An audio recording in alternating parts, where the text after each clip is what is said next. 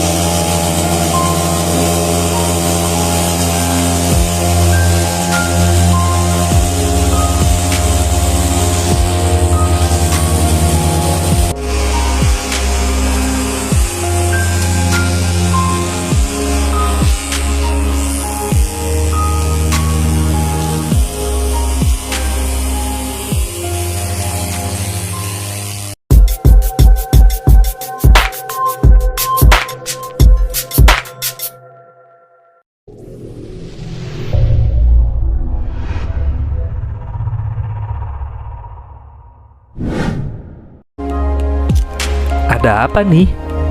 Kok fogging? Ya, baru-baru ini di dalam satu blok perumahan kami terdapat 6 kasus positif demam berdarah Dengue atau lebih dikenal dengan DBD. 4 kasus sempat dirawat di rumah sakit dan 2 kasus lainnya sembuh tanpa harus dirawat di rumah sakit.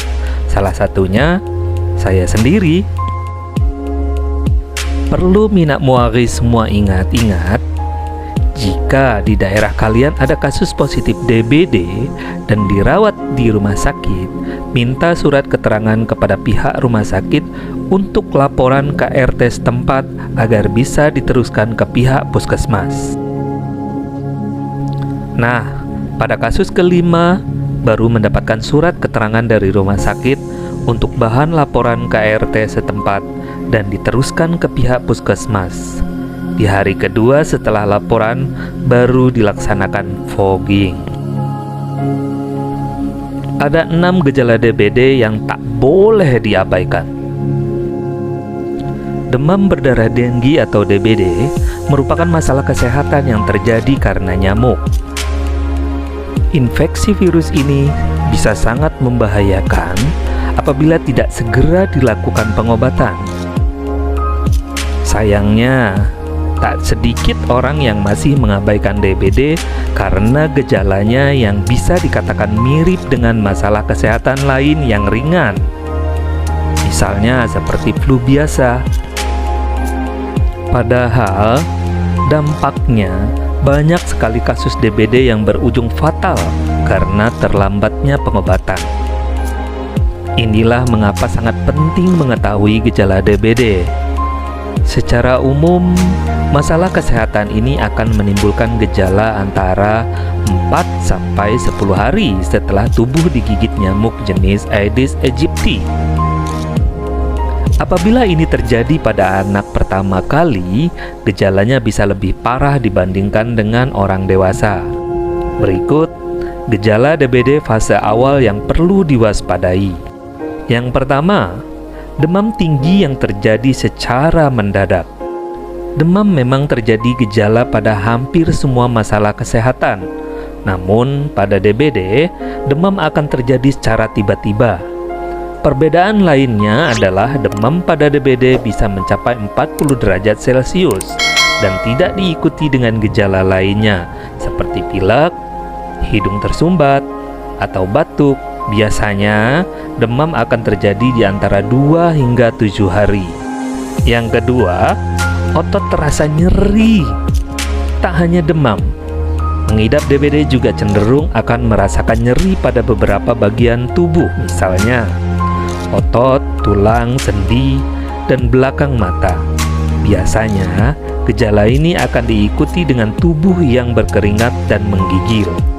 Durasi terjadinya gejala tersebut antara 4 hingga 10 hari ketika virus memasuki tubuh. Nyeri otot juga terjadi bersama dengan sakit kepala dan demam tinggi. Yang ketiga, sakit kepala.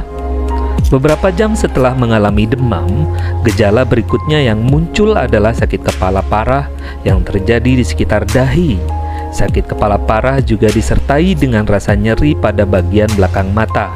Kondisi ini merupakan gejala umum yang sering terjadi.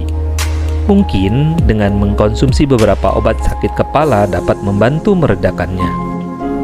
Keempat, mual dan muntah. Gejala DBD lainnya yang bisa terjadi pada anak-anak dan orang dewasa adalah mual dan muntah. Gangguan ini juga termasuk dalam masalah pencernaan yang turut dapat menimbulkan rasa tidak nyaman pada perut atau punggung. Masalah ini dapat terjadi selama 2 hingga 4 hari setelah paparan virus masuk dan menyerang di tubuh. Yang kelima, tubuh mengalami kelelahan. Demam disertai nyeri otot dan masalah pencernaan yang terjadi pada pengidap DBD dapat membuat nafsu makan menurun.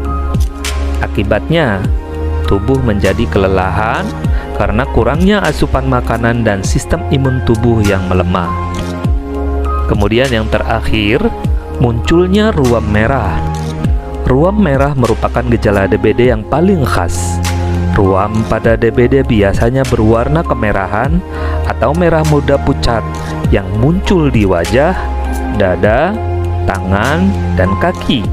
Gejala DBD ini biasanya dimulai pada hari ketiga dan berlangsung selama 2-3 hari. Lalu gimana cara penanganan DBD pada anak dan orang dewasa? Faktanya, tidak ada pengobatan khusus untuk demam berdarah. Bila gejalanya ringan, DBD bisa diatasi sendiri dengan perawatan rumahan. Kamu bisa mengkonsumsi paracetamol untuk meredakan gejala demam dan nyeri yang muncul. Namun ingat, hindari obat antiinflamasi non-steroid karena bisa meningkatkan resiko pendarahan dan memperburuk kondisi.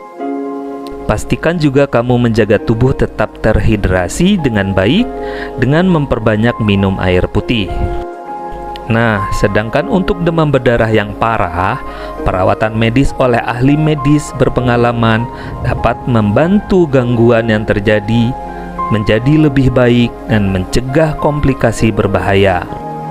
Hal ini sudah terbukti menurunkan angka kematian lebih dari 20% menjadi kurang dari 1%. Nah, Minamwari, itulah penjelasan mengenai gejala-gejala DBD yang perlu diwaspadai. Guna mencegah masalah kesehatan berbahaya ini, selalu pastikan kamu menjaga kesehatan diri dan lingkungan.